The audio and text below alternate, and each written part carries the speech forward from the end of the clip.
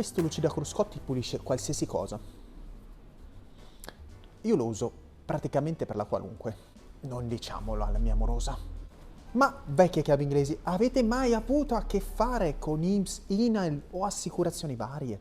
Forse sì, forse no, però c'è certa una cosa, che a volte è complicato interfacciarsi con loro e forse è meglio se guardate questo video. Sì, perché un'esperienza potrebbe insegnarvi tante cose e magari farvi salvare tanti soldi o semplicemente farvi avere ragione quando l'avete. Circa 2 anni fa, quando mi accingevo al mio solito lavoro e alzavo una batteria, che le batterie al giorno d'oggi, io non so, ma batterie da 100 ampere pesano tanto, con la mia solita veemenza, di quello che è giovane e i capelli bianchi ancora, col taglio corto è tattico, non si vedono i capelli bianchi.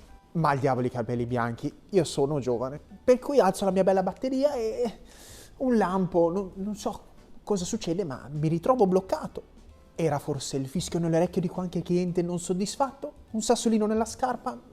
Strano, mi faceva male la schiena, quindi non penso, non so cosa ho fatto di male, ma quella volta con la schiena ci rimasi. Cercai di andare subito dal dottore, non vi dico la fatica di entrare in macchina e guidare, quasi piangi dal dolore, e arrivo dal dottore e dico io non riesco neanche a stare in piedi, ho un dolore allucinante, dice mi sa che è successo qualcosa. Vado a casa, anzi ritorno a lavoro, cerco di arrabattarmi tra un antinfiammatore e l'altro e ritorno a casa. La mattina dopo, appena sveglio, non riesco neanche a prendere il telefono per chiamare il pronto soccorso perché io dal letto non riesco più a alzarmi, sono bloccato, ho un dolore assurdo. Io scommetto che chi soffre d'ernia mi capisce.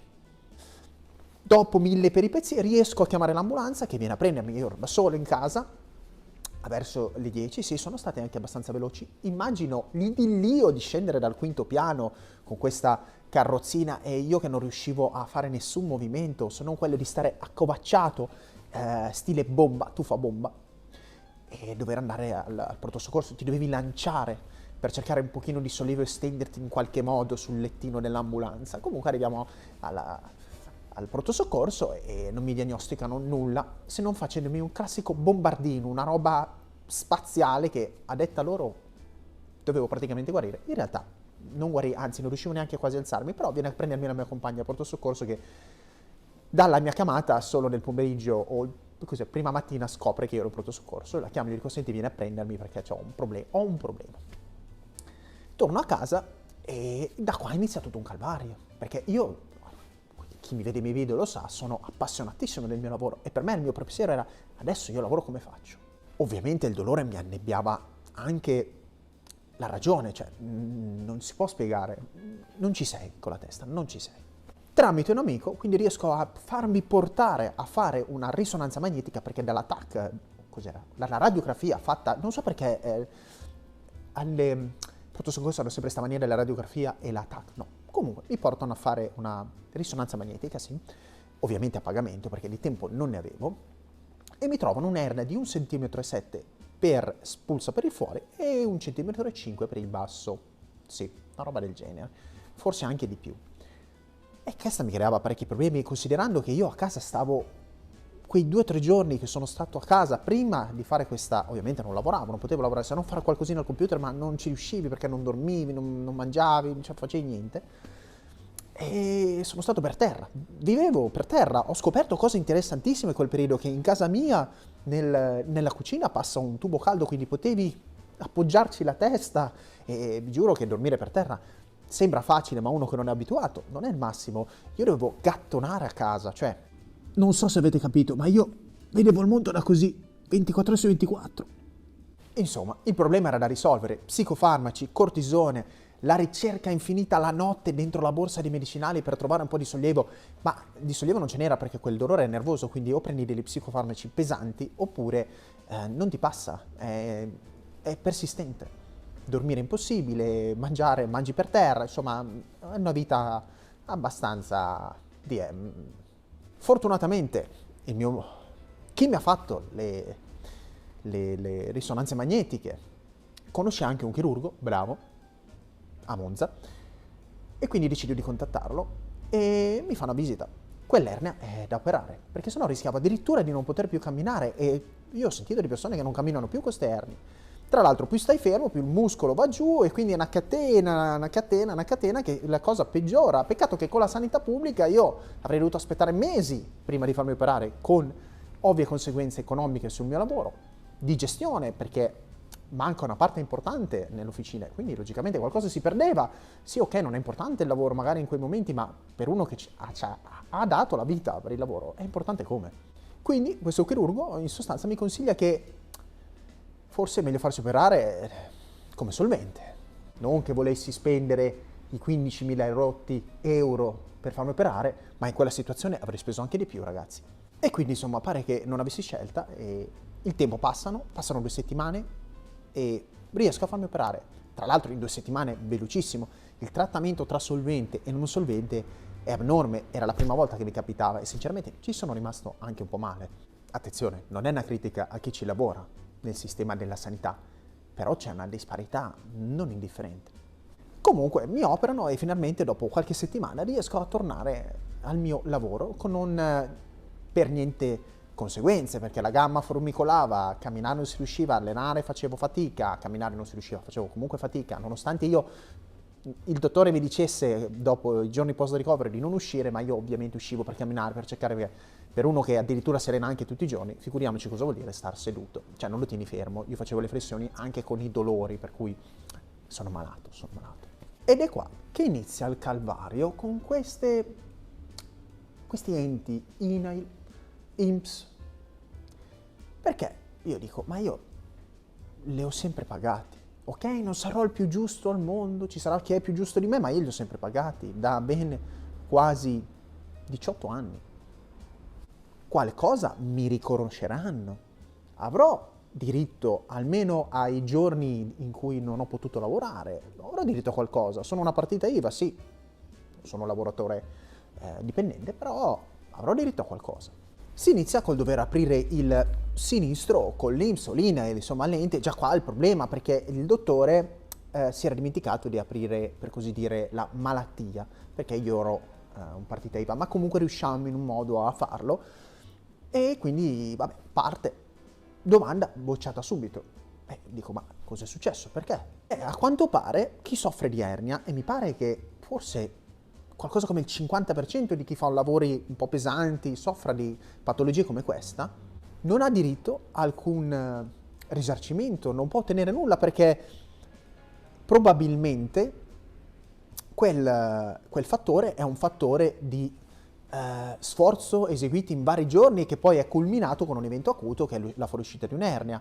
Quindi, e qui si apre un barlume di luce perché sembra che possa essere inquadrato come malattia professionale, cioè uno sforzo ripetuto nel tempo che poi ha causato il problema. Forte delle mie ragioni, vado dal medico legale. E insomma ragazzi, ve la faccio breve, scopro che neanche qua posso ottenere nulla, ma lo sappiamo, lo sapete il perché io non lo sapevo, nessuno me l'ha mai detto. Anche il lavoratore autonomo, l'artigiano, se ha qualche dipendente, è obbligato a fare le visite dal dottore, quelle mediche classiche, obbligatorie, no?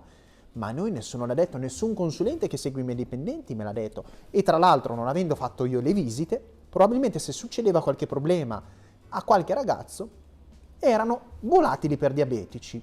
Ma non è finita, perché io avevo anche una piccola circolazione, sì, pagata poco, perché era una cavolata, un'inizia, però pagata per anni e c'era, quindi le ernie c'erano. Peccato che all'interno del trafiletto di malattie risarcibili o eventi indennizzabili vi fosse la scritta ernia da sforzo. Sì, questa assicurazione pagava solo se questo muro o qualcos'altro mi fosse caduto addosso, quindi nella denuncia dell'atto non avrei dovuto dire che stavo lavorando, ma avrei dovuto dire che mi stava cadendo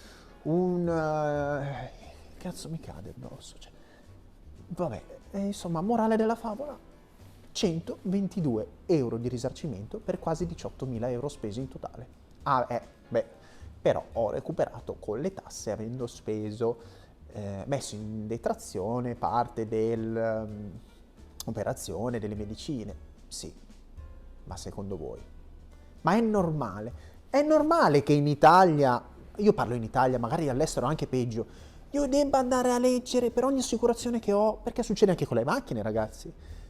Ma anche in questo caso io devo andare, io in una situazione di emergenza dove sono spoglio delle mie ragioni, non è che posso mettermi lì con quel dolore alla schiena a leggere riga per riga di ogni cosa, e dell'INPS, e dell'INAIL, e le visite mediche, e l'altra cosa, è obbligatorio avere il documento di valutazione rischi aggiornato, perché sennò l'INPS, INAIL, chi per esso, finisce che i soldi glieli date voi. Capite quante cose ci sono dietro? Quante cose bisogna sapere?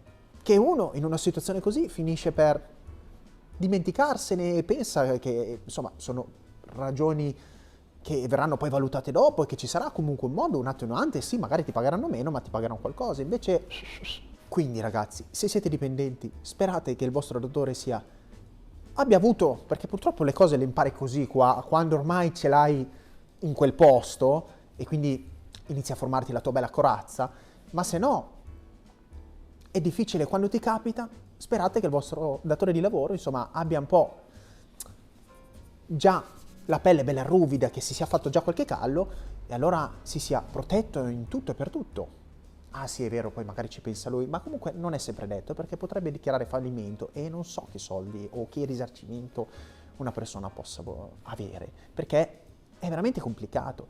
E se siete partite IVA, attenzione, informatevi, chiedete al vostro consulente del lavoro, mandate delle mail che sia tutto tracciato, chiedete se siete a posto, perché in caso abbiate dei problemi come il mio e vi tengano fermi magari il doppio di me, per 1000 motivi, per delle cavolate del genere che magari vi costavano 50, 100 euro, 300 euro l'anno, non prendete un euro e magari siete costretti a casa.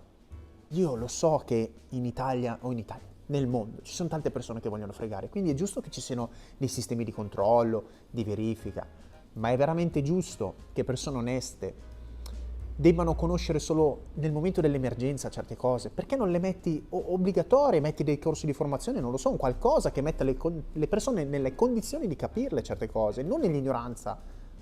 E vi parla uno che con le assicurazioni ci lavora, quindi sa quanto ci sia dietro l'interpretazione delle parole che noi leggiamo all'interno degli opuscoli assicurativi, di quei manualetti alti così che ci danno quando stipuliamo l'assicurazione dell'auto, ad esempio. Ma io, ignorante, e poi ripeto, preso dall'emergenza, che avrei dovuto fare? Ebbene, abbiamo raggiunto quindi anche la morale di questo video. Vecchie chiavi inglesi, informatevi. Se avete un'attività, non tralasciate queste cose.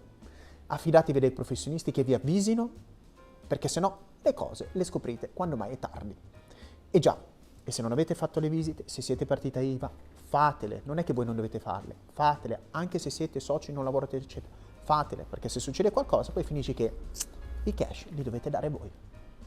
Per oggi quindi abbiamo finito, spero che abbiate imparato qualcosa da questo video anche oggi e noi ci vediamo alla prossima.